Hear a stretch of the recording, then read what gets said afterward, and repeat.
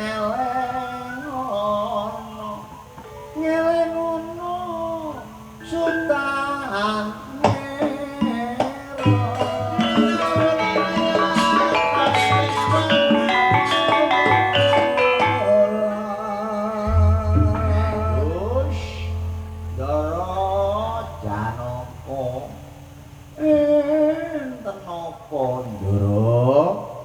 jenengan dawuh dhateng Manira Semar ngoten mosok kula ngerteni karepe wong menang-menang tanpa ngendikan Gus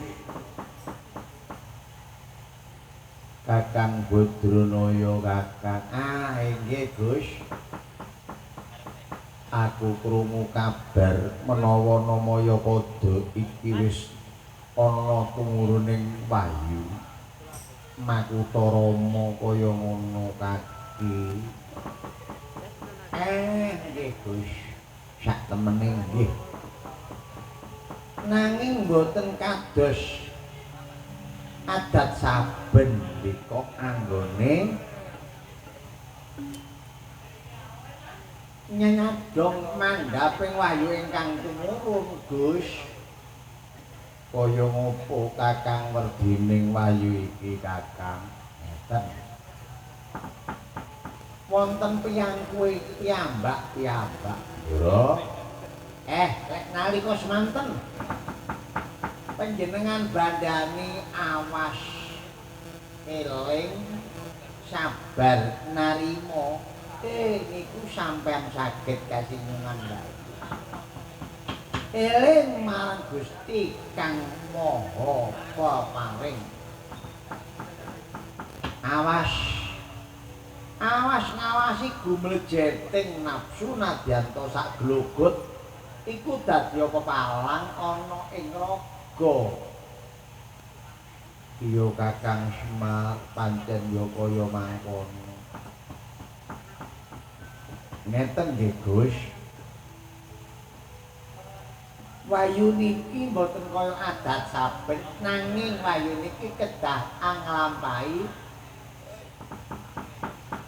kena diarani swita utawi purita geguru marang Begawan Kesawa Kasidi.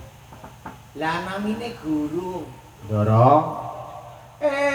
lek duwe siswa kok sajakane mlethek pikire guru niku beda anggone nyawang kalawan murid sing luwih pantes iku. Lah mungkane Ndara paweling kula sing kaya ngeten iku muga ampun sak dengah nglambari dheweke supaya laku utama Gus. Iya Kakang Badranaya menawa kaya mangkono apa kang sing sudi tak tindakake ngeten Gus. Bayu Makutha Rama niku mboten celorot dugi dhuwur menisor, mboten celorot dugi nisor mandhul, nanging wujuding menika pawejangan. Ndika niku pun gelem seleh semeleh ana ngarsane Begawan Kesawa Kasidi. Sarana tumindak seleh panjenengane ngaku bodho ing kono bakal pinejang dene sepi. Kakang Badranaya yen kaya mangkono sajak suwen menawa aku ora njujuk ana ing sawijining perenge gunung Kutha Runggu ya Kakang. Nggih, menawi kados ngoten dipun enget-enget paweling kula nglampahi sabar tawakal, sabar sithik, sabar daneh. Nglampahi ewek awas sampun nganti kena gumblenjeting panggodane hawa nafsu nadyan wong sak glogot niku sing kedah dibuktekake. Iya Kakang pangestana ana aku Kakang tak goleki pertapan Kutha Runggu iku Kakang. Nggih, Gus kula pujekaken ana ngarsaning Gusti Kang Among tuwa.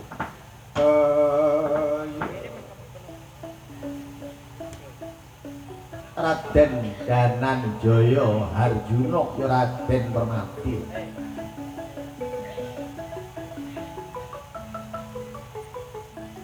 sampun pikantuk pitutur luhur saking Ki Badranaya Semar. Nambahi manteping nala, nambahi gumregahe kahanan. Sing crita tungkating ingkang amungel kami. Arjuna semedya munggah ana ing perenge gunung Utarungu enggal pinanggih lawan Sang Begawan Kesawa kasiki payung.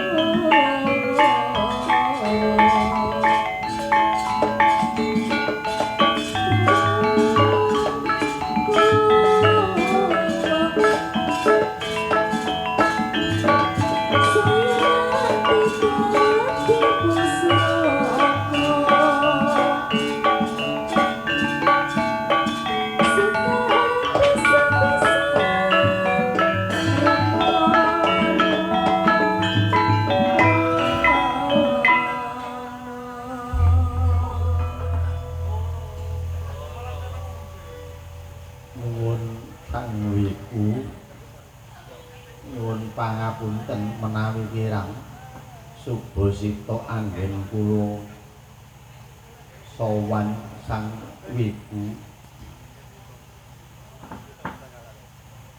mangko dhisik ya cahya iki sing tak enteni kaya-kaya kepingin munggah banget ana ing Utarungu wis suwe kepingin munggah mrene. Nanging nyatene isih buru iki cahyaning temeka ana kene wadah kang sejati. Jeneng kita iki saka ngendi wong bagus?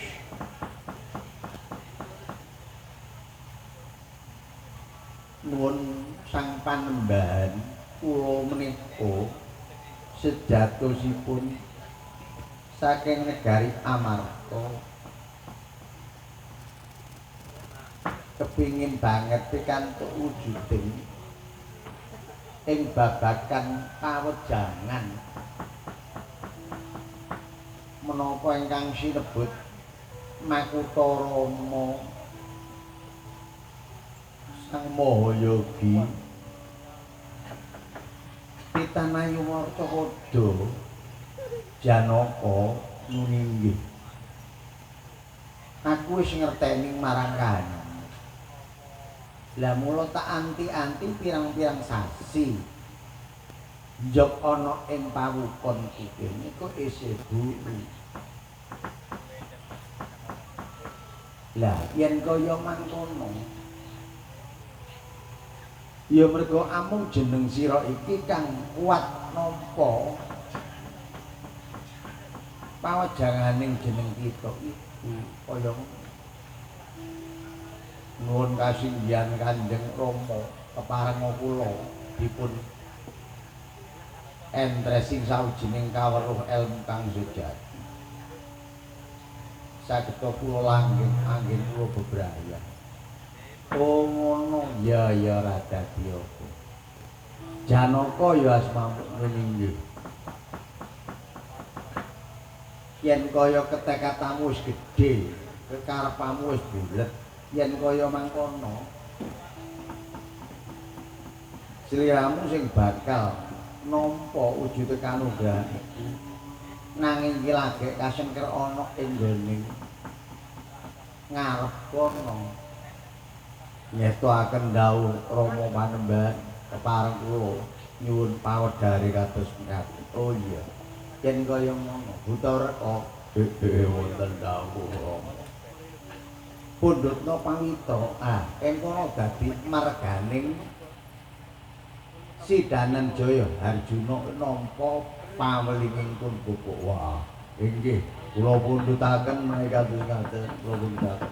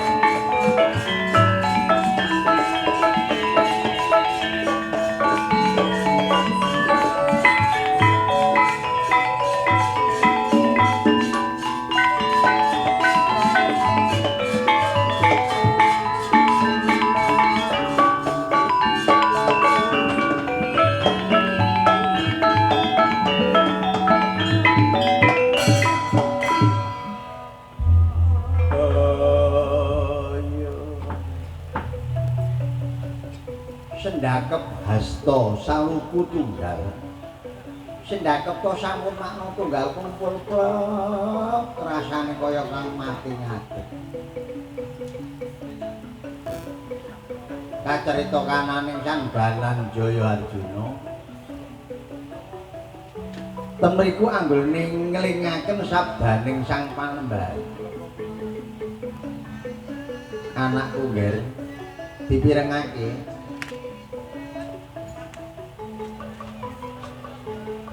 Hastabrata iku tegese Hasta 8 brata dharma. Lan mulane dina samangko amung jeneng kananmu kang sudi nampa paweling saka Kanjeng Rama. Nggih. Hastabrata hasta 8 brata iku dharma. Apa ae Pratiwi Surya Ulang angin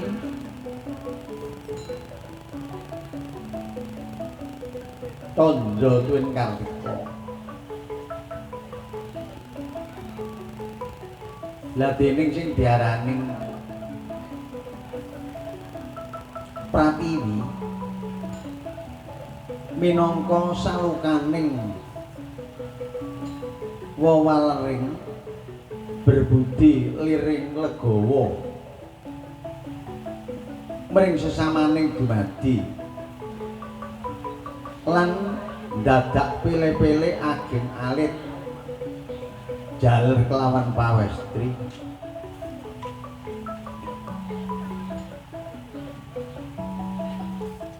Ana ing kono ana ing kene ngantos anyrambahi dhateng tanem tuwuh sekar-sekar kang mangsa labuh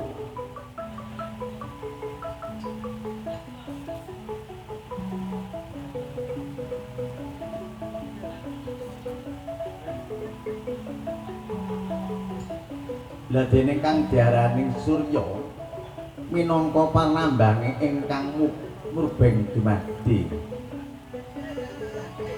tansah paring pepadang dhateng sinten to kemawon mboten pilih-pilih papan panggonan ageng alit sugih miskin pinter bodho lah dene kang diarani watek bulan utawa rembulan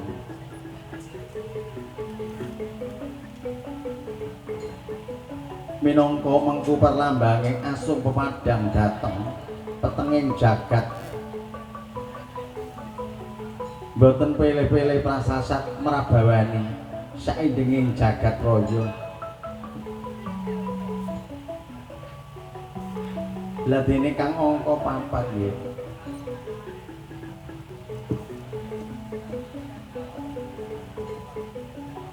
kena diaraning angin minangka saluka kagungan nalusuk hangisep sedaya pakarti tanpa pilih-pilih papan panggonan agul alus diliput boten agelar weweka nanging weweka ingkang babar pisan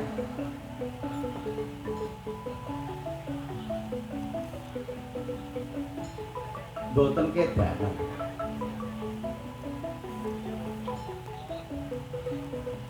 satemah saged nyumurupi sedaya ingkang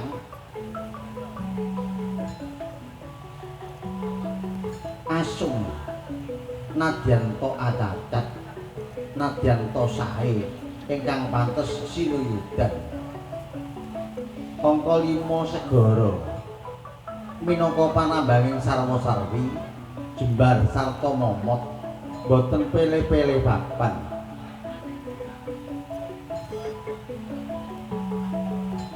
sarta senajan wujud barang bacin senajan burung apa wae kintir ana kali tumekaning katompo ana tengahing samudra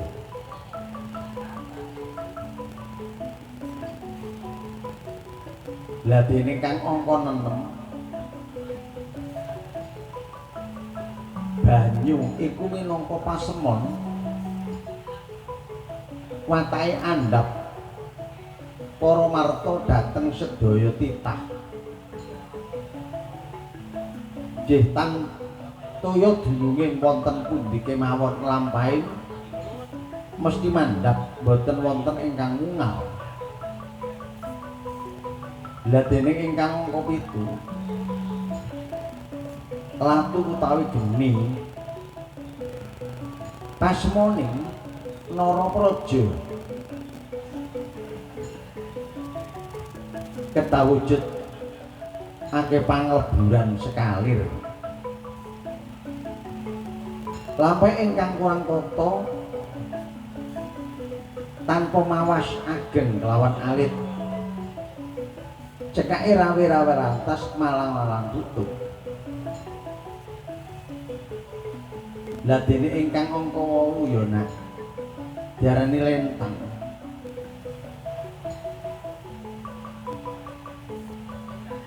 apa to perlambange kasantosaning diri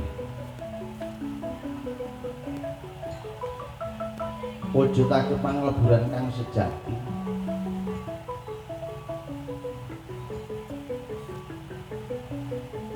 ya kuwi ngger arane gasta blokok nanging tindakno kang tememen tindakake kang utama aja nganti kegodha pangrencana marang kahanan kaya kuwi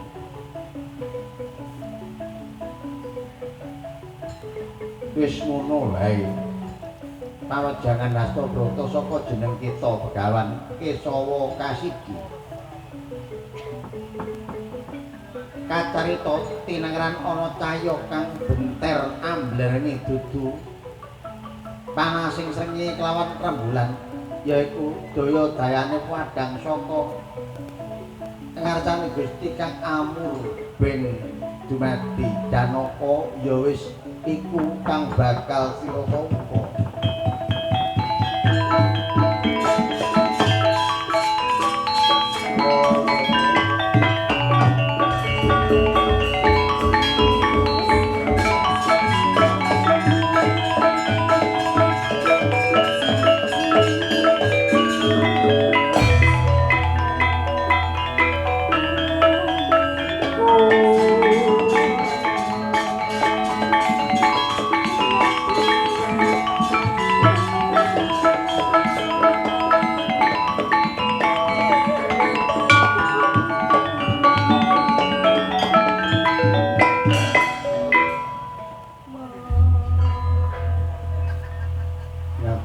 Gunging panuwun Rama tanpa sabda panjenengan Dananjaya ngertos napa Rama ya pancen iku wis dadi cadangan ning kita nampa sing kaya mangkono Janaka nuwun kasinggihan dawuh-dawuh Rama iki ana pusaka ana ing kene aku titip gawa bali nanging apa guna manfaate pusaka iki aku durung mangerti kaya mengkono. Balekno marang sapa sing duwe kaya ngono. Inggih menawi kados ngaten Rama, kula cangkinge sinten mangertos menapa menika sejatine. Ya, yen kaya ngono tampanono Janaka enggal bali menyang nggoning negara.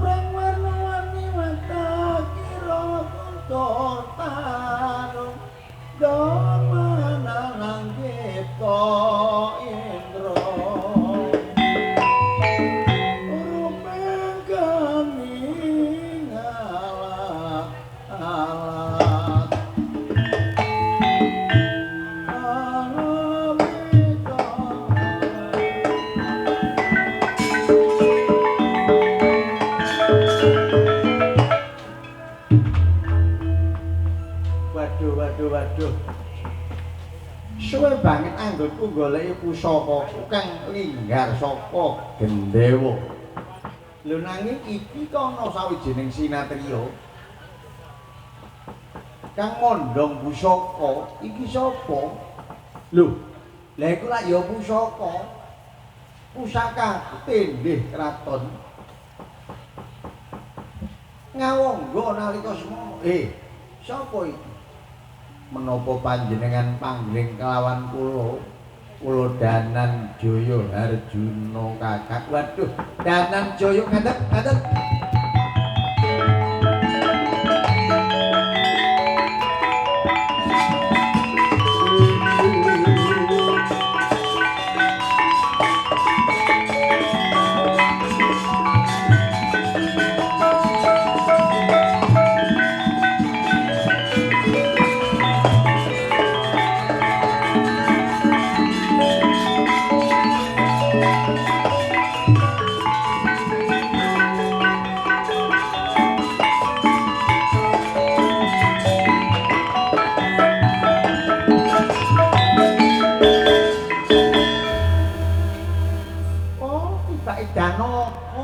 Danapa aku mangsa kelangan pusaka pungkasane pusaka ana sing nidra pusaka ana sing nyolong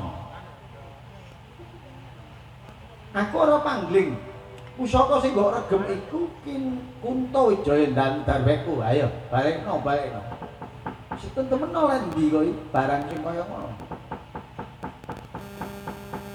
Ladyalah Kakang Diswangkalma iki ana pelagan kaki aja ngendikan kang tak kepenakmu dhewe ayo legane ngati adu dipercaya kurita sing bali sapa sing menang boyong kananing pusaka iki ladalah tak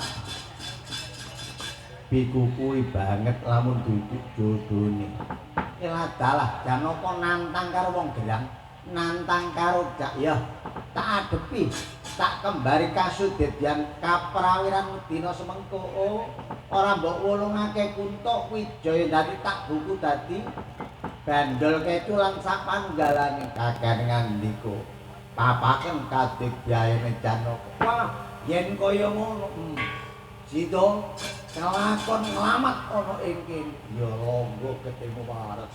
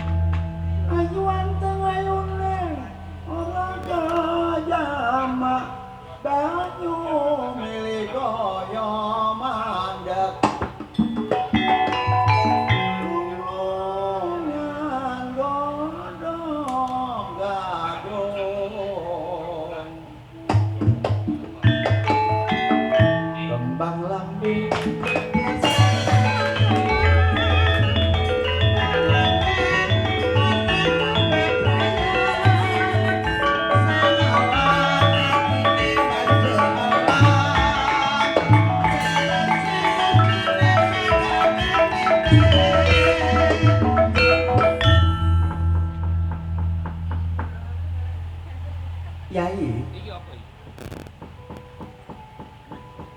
Nah, iki aku krungu kabar menawa ana pertapan Kutorugo ana suwijining pendhita kang budaya ngapundhul.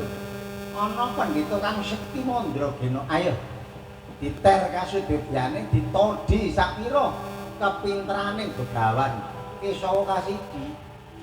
Caraning kaya ngopo Srikandi? Bayu aja melu-melu, aku dhewe kang bakal nyampurnakno begawan iki. Kacarita Brontajaya kelawan Srikandi ing mriku ngawenaken manjing ajar kelawan ajir.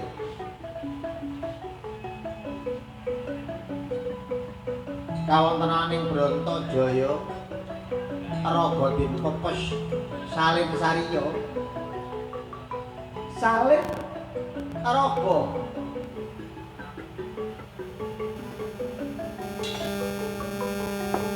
Srikandi ugi badan den pepes manjing ajur kelawan ajir.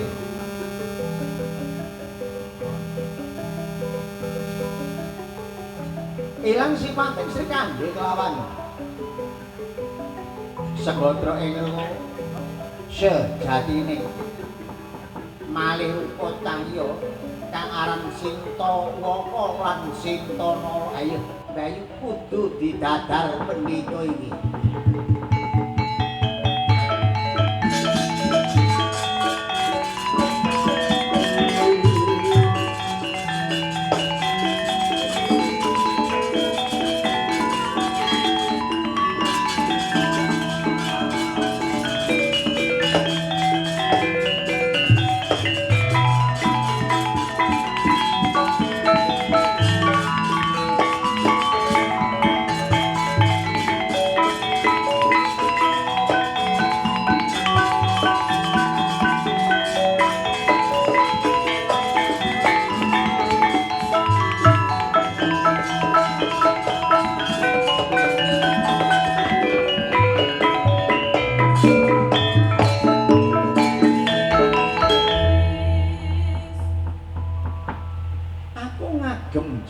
Bambang Sintawilaka. Iya adik aku ngagem asma Sintawaka. Ah, suarane aja kaya swara wedok, kudu swara lanang. Ya diyen kaya ngono kudu swara. Begawan Kesawa siji ora bisa mbatang cangkrimanku. Oh, situ.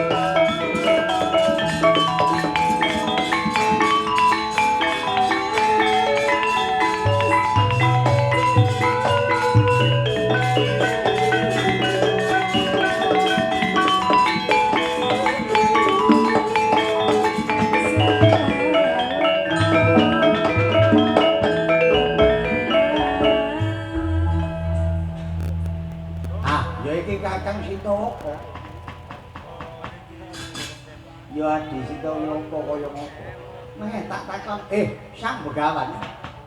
Bener jenengmu Begawan Kesawa Kasidi. Ya pancen asmaku sinebute ngawangi Begawan Kesawa Kasidi. Delok luhuring asma kang mbok sandang mestine ana iki sawijining pandhita kang lantip ing Drawastika ing lesemu alusing panggraita wiwiting wicara ngerti sajroning pinarah padang pantrawange bontos kawruhi. yen sudi ana sing ngarani ya kaya mangkono. Oh iya. Bener Begawan Kesawa Kasidi. Ini Begawan Kesawa Kasidi yen pancen lantip Indrawaskita semu. Aku sejatine sapa? Lah iki Mbak Yuku sejatine sapa? Aku ora ngerteni marang pawujudanmu. Sapa sejatine rohku ya kon niku priya rong perkara kaya ngono. Gak ngerti kaya gak ngerti kaya. Iya dia ora ngerti pancen. Begawan Sintawaka. Lamun sliramu ora ngerteni sapa sejatine Sintawaka lan Sintawilapa, oh genah bakal tak weni paukuman ana ing papan kene. Ya sak maumu ora dadi apa. Yen pancen kon maneni karo Begawan Kiyasa Kasidi ayo tentokno sapa sing mukti dina samangkono.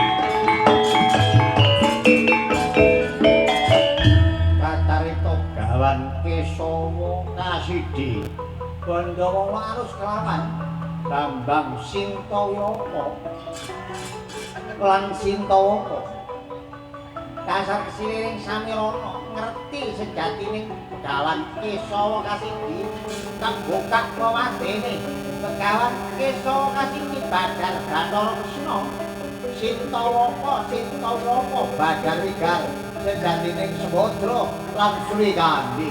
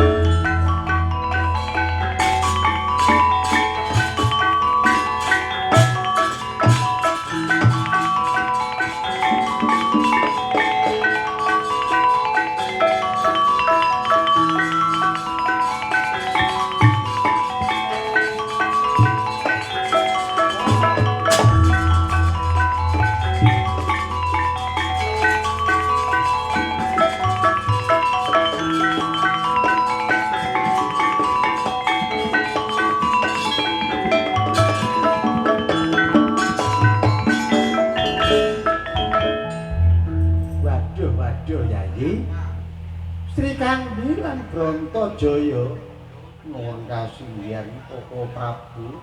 Inggih Kakang. Kok nganti jumedhul ana kene iki karep apa?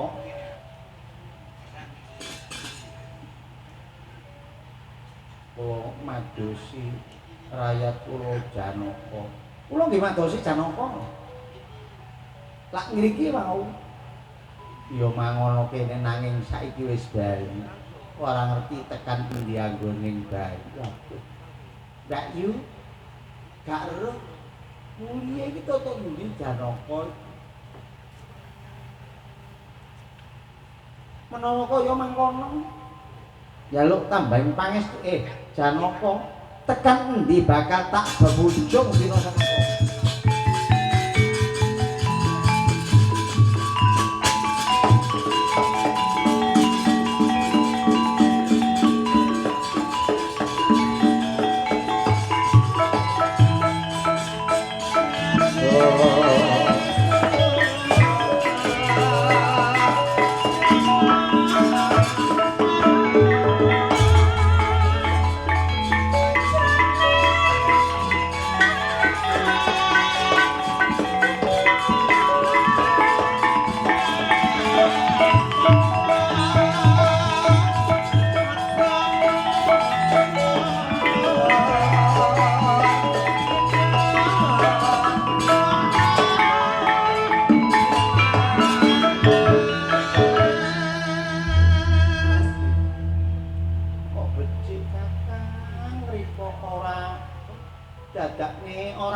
Suwene selapan dina nang ndi wae aku kepingin gayuh Wayu Makutarama Adi Sri Kandi. Oh ya pamit ya pamit tinggal klepas ora ana sak omah ora ana sing dipamiti kaya gak duwe rasa apa gak diangen-angen wong wedok metune wong lanang mrono-mrono nglopro nanti wong wedok iku mesti mikir bojoku ning kono kok nang ngono. Bojoku ning kono kok nang ngono. Mesti tak pikir, mesti tak pikir. Apa kon kuwatir tak wayuh maneh? Oh gak. Ora, wis blenger ya. Ada-ada. Mbak Yu, Brontojaya, wis krayane wong lanang ngene iki krayane.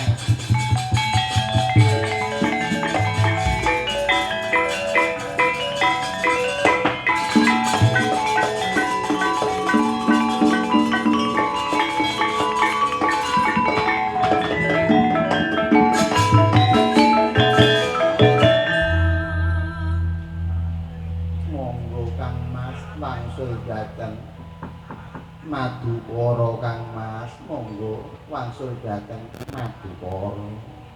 Cung, ndaramu wis oleh Wayu Makutarama dadak garwane rong perkara nututi ana ing kene, Cung.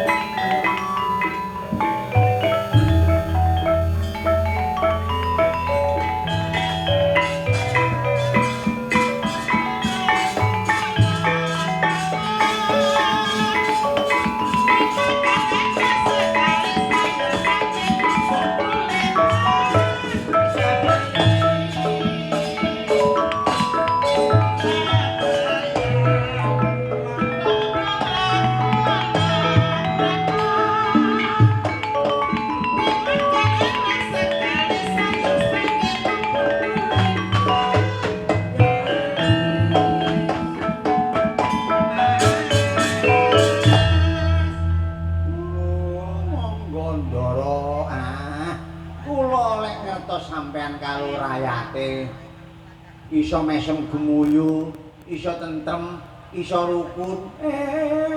Semar seneng ngomong Ndara kaya ngoten karo bojone rukun, karo anake nglumpuk padha semanak kabeh kali Semar. Ati kula demen Ndara. Pun nganti lena sak badane nampa Wahyu Makutarama kedah tetep anglampahi jagi sampun ngantos tumindak kang sasar kelawan susur nista kelawan canggala nggih Gus. Iya Kakang Semar tansah tak gatekake.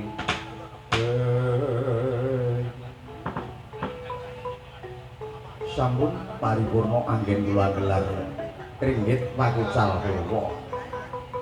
Ginelar kanthi tatanan tontonan uga tuntunan. Tatanan kebak peranatan tontonan bisa anu gawe bebungah marang kang nandang roba. Tuntunan bisa nuntun marang margane kautaman. Gelareng ringgit purwa rinaos kanthi regu renggeping swasana. Kang kala kita dadosaken sirik kang becik engko dadosaken tepo Maluku Tuwada. Dewa-dewa sawengan nuraken sekaran arum gandane. Dumawa ana desa ngadesa slameto sing nanggap slameto sing ditanggap. Dewa-dewa nurunaken tirta pawitra tandha tentreming swasana kaya ana panutuping carita.